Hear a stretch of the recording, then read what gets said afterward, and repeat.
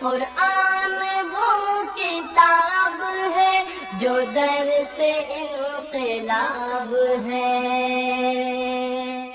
سمجھ کے گر کوئی پڑھے تو نور علی نور ہے۔ چغلی، اللہ کے نبی صلی اللہ علیہ وسلم نے فرمایا الا اخبرکم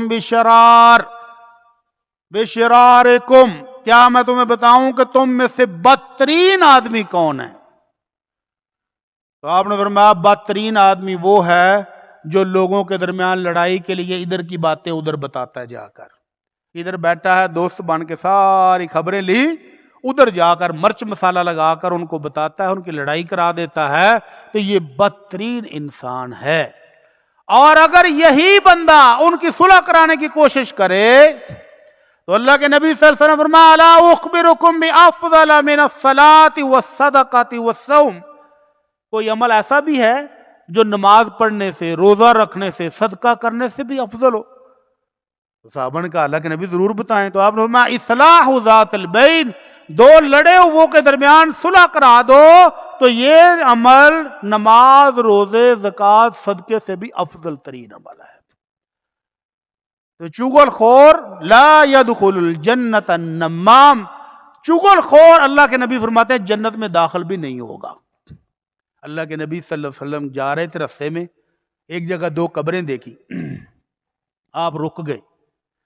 اللہ کے نبی صلی اللہ علیہ وسلم نے فرمایا ان قبروں میں کون ہے؟ بتایا گیا جی فلاں فلاں اس میں دفن ہے۔ فرمایا دونوں کو عذاب ہو رہا ہے۔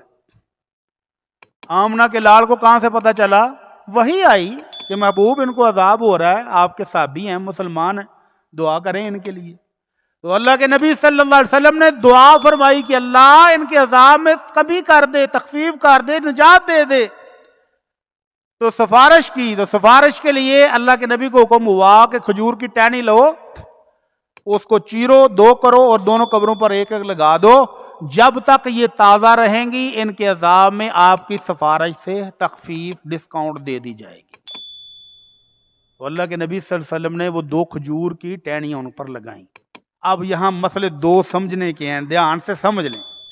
پہلا مسئلہ کہ کیا ہم بھی ٹہنیاں لگائیں یا پورے پورے درخت ہی لا دیے؟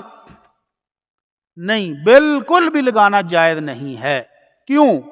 کیونکہ میری اور آپ کی اوقات ہی کیا ہے کہ ہم جان لیں کہ قبر والے کو عذاب ہو رہا ہے کہ اللہ کی رحمتیں ملی ہوئی ہیں؟ ہمیں پتہ چل سکتا ہے؟ سوال ہی پیدا نہیں ہوتا۔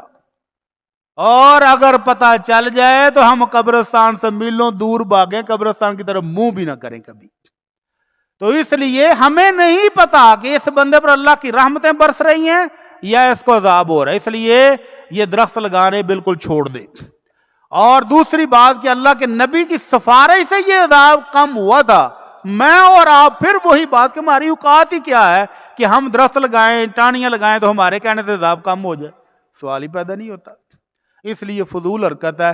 کسی صحابی نے اللہ کے نبی کے بعد صلی اللہ علیہ وسلم کسی قبر کے اوپر کوئی ٹہنی، کوئی درخت نہیں لگایا۔ اگر درخت لگانے کا رواج ہوتا تو آج مکہ اور مدینے کے قبرستان بہت بڑے باغات ہوتے۔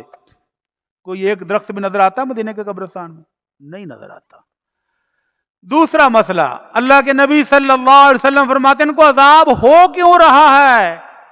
کام آسان تھے، بچنا ممکن تھا، نہیں بچے۔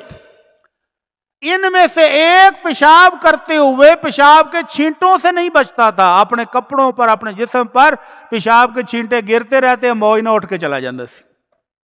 حالانکہ مشکل ہے پیشاب سے چھینٹوں سے بچنا، لیکن یہ احتیاط نہیں کرتا تھا۔ اس لیے پیشاب کے قطروں سے احتیاط کیا کریں، بچنے کی کوشش کریں، حتی الامکان جہاں تک کوشش ہو سکے کرنی چاہیے تاکہ قبر کے عذاب سے بچ سکے۔ اور دوسرا وہ تھا جو لوگوں کے درمیان چغلیاں کرتا تھا، چغلی کرنے کی وجہ سے اس کو عذاب ہو رہا ہے۔ اللہ تعالی ہم سب کو محفوظ فرمائے۔